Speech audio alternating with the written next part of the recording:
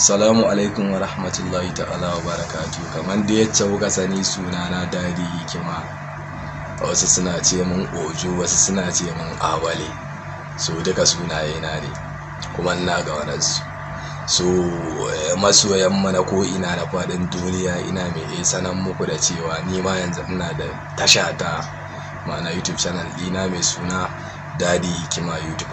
Kuma na buɗe wannan channel ɗin ne ba dan komai ba sai dan masoyan mu. Sometimes zaka ga wasu in suka haɗu da ni sai su ce ya kai baka da channel, muna so mu raga ganin shirye-shiryen ka kaza, sai in ce zan bude. To dai cikin taimakon Allah yanzu ni ma na buɗe wannan channel mai suna Dadi Hikima. Insha Allah nan ba da dadewa ba zan kawo muku ayatattun shirye-shirye na wanda ni zan shirya da kaina. A halin yanzu ma ina mai sanar da ku zan shirya wani fim mai suna Sanda.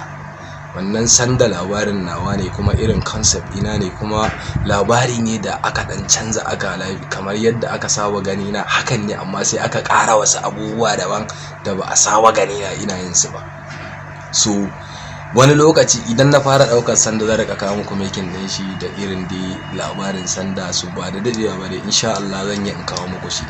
Saboda haka duk wasu masoyan mu da suke faɗin duniya, ku yi subscribing, sannan ku danna wannan notification din, wannan ƙararrawar da Hausa, tun lokacin da na saka, ko da kana offline idan dai ka dawo online za ka ga alama.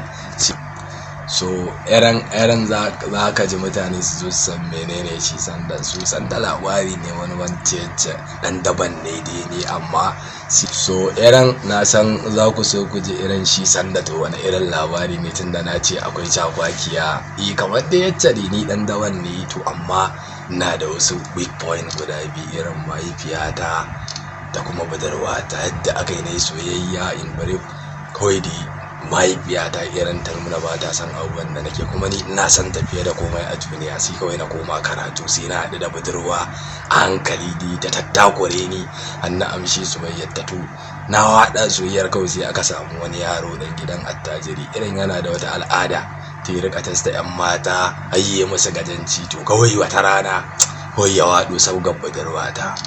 Kuma kun san dai Awale ni kaɗai nake yaki.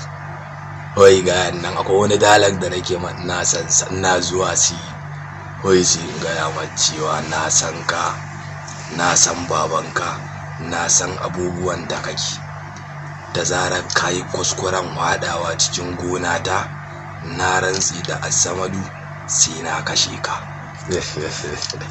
So irin da labarin ke daɗi, na san Allah yadda masoyan mai an kallo ku ji daɗin su. Saboda haka lalle ku jira Sanda, in Allah yadda zai ƙayatar. Saboda haka dai a koda yaushe akwai fina-finan mu da ake ta haska su, irin a Duniya Haram, akwai wani wanda muka yi Duniyar So, sai kuma wanda muke ɗauka yanzu haka shine Inda Ranka. So nan ba da dadewa za su fara sakan muku shi. So saboda haka ina alfahari da masoyana a ko'ina. Na ɗaukar du fans ɗina uwa dan uwana, saboda soyayyar fans wani abu ne da zaka ga mutum yana wata duniya, amma akwai Allah ya jarabce shi yana ƙaunar ka har zuci. Irin yanzu za ga ina da fans a irin su Dubai, a America, irin Libya, Sudan, Cameroon, Chadi, Ghana, a Ethiopia an kira ni mutane. So da wasu mazauna Najeriya ne sai suka koma can da zama. America akwai wani ma ba jin Hausa yake sosai ba, amma kawai irin yana tare da wanda suke dan jin Hausa, suna kallon fana-fanan musu, yake cewa ai shi to like that guy. Muka yi ma chat da shi, boys muka yi video call da shi. To duk irin wannan, to ko ina masoyi yake ni ina son sa. Fans dina yanzu haka zai yi aure ko zai wani abu zai iya kira na, ko da daji ne ina iya zuwa, ko in gansu da masoya mu gaisa, kawai ni hakan yana min daɗi. So I'm proud of you my fans ko da yaushe. So Dadi Hikima TV, ku subscribing ko kuma idan ne ƙararrawa. Saboda haka insha Allah ko da yaushe za mu rika yi ba ku farin ciki. Wallah, nagode.